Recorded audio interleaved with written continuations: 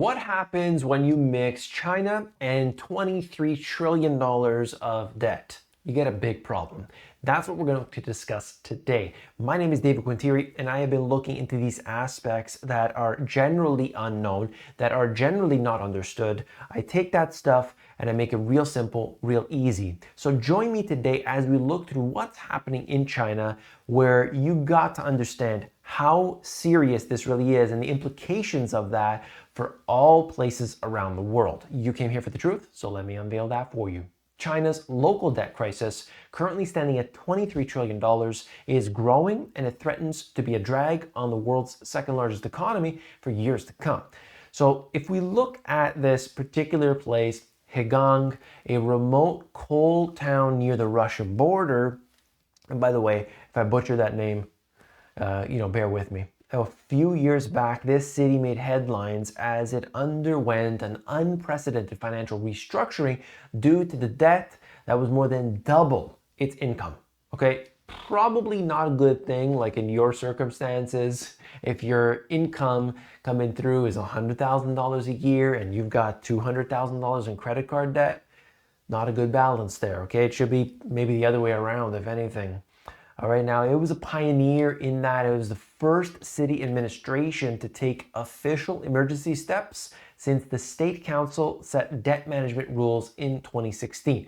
The way that China works in a lot of cases is very different than the United States, very different than the UK and Canada and so on, where they're managed more on a local level, okay? So Hegang's current struggles could be a harbinger for many other heavily indebted municipalities across China. And that's kind of the worry right here.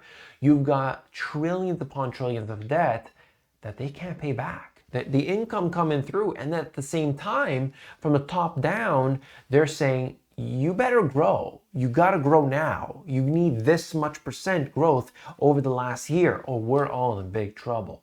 I would be a little bit concerned if I was one of those running a show over there and the growth isn't coming through, because you know what happens in these circumstances. The restructuring has brought a clampdown on fiscal spending, impacting the lives of the residents in a significant way. You've got delays in salaries, increase in traffic fines. The city is struggling, okay? And in this case here, it's really just a small piece of the puzzle when you look at it overall. A lot of places do this. Oh, we need austerity measures. We need to, add taxes. We need all these different things. Generally doesn't make the circumstances better. What's crucial here is that Hegang isn't an isolated case. It's the tip of the iceberg of a much larger local government debt issue in China. Goldman Sachs estimates that China's total government debt is at about $23 trillion. The figure includes hidden borrowing of thousands of financing companies established by provinces and cities.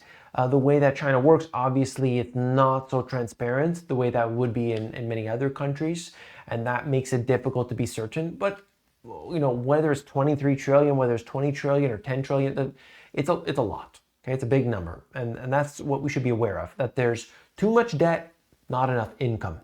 Now, why is it a major concern? Well, the fear is that local governments will have to make painful spending cuts or divert money from growth-boosting projects to continue repaying their debt. So the leader is, of course, trying to double the income levels by 2035, reducing the gap between the rich and the poor is at stake, and that is a key goal for maintaining social stability. That's what they say, that's what they want to do, okay? Pay their fair share. They have all these talks, okay? Alibaba founder Jack Ma is, getting a little bit out of line. All right, don't worry about that. We'll fix him up real good. And you saw what happened with that. Many cities will become like Hegang in the future. China's aging and shrinking population means that cities don't have the workforce to sustain faster economic growth and tax revenue. If banks don't roll over local government debts, over 2/3 of the localities won't be able to repay their debts on time. It sounds a lot like some circumstances for people. Oh, I can't pay my credit card bill. Oh, I can't pay my rent.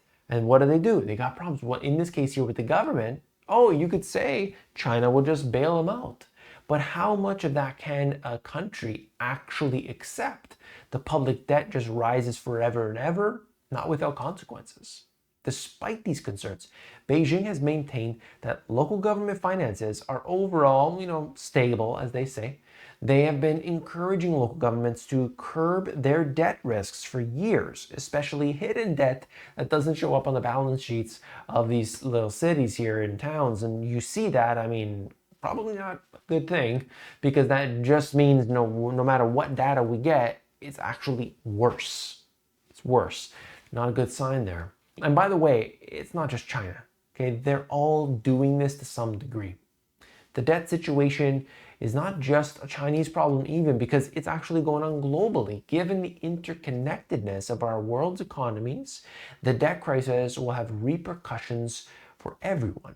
China's economic health is actually, believe it or not, vital for global economic stability and growth.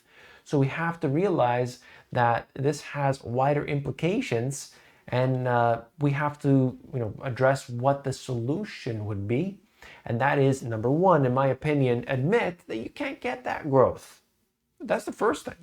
And just say, we can't get that growth, but this is our plan. And this is our plan to get that over a period of time. Maybe not today, maybe not next year, but we're going to get that over time. And we have to invest in the things that will grow over the next several years. And what could that be? There's a lot, of course, whether it's that manufacturing, whether it's bringing people from the rural areas into the cities. You got to understand that you gotta keep investing in that infrastructure, in those logistics, which China does better than all the other countries, okay? You deal with China and you deal with, let's say, even Vietnam or India. It's a whole different world.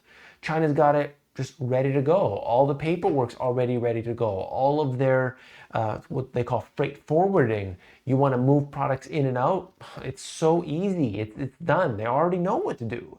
If you deal with a country like India, if you deal with a country like Vietnam, they don't know what to do. If you're a multi-billion or trillion-dollar company, different story, because you have your people on the ground. But for the most part, it doesn't work like that, okay? So the connections are just not established. That's why China has that advantage. They have to keep doubling down on that. And that problem was they locked down the whole country for 3 years. Now a lot of businesses are saying, okay, well, I want to look somewhere else. So I think now they're going to try to establish more ties. They're going to Saudi. They're going to all these different countries and saying, do business, do business. They're looking for new partners and to expand what they had before. That's something big, because if they can't pay their debts, then they've got a big issue ahead of them. So this is all of that which we see today. If you found this video informative, hit those thumbs up buttons that you got down below. That really, really does help me out a lot. And of course, I'll see you tomorrow. Take care.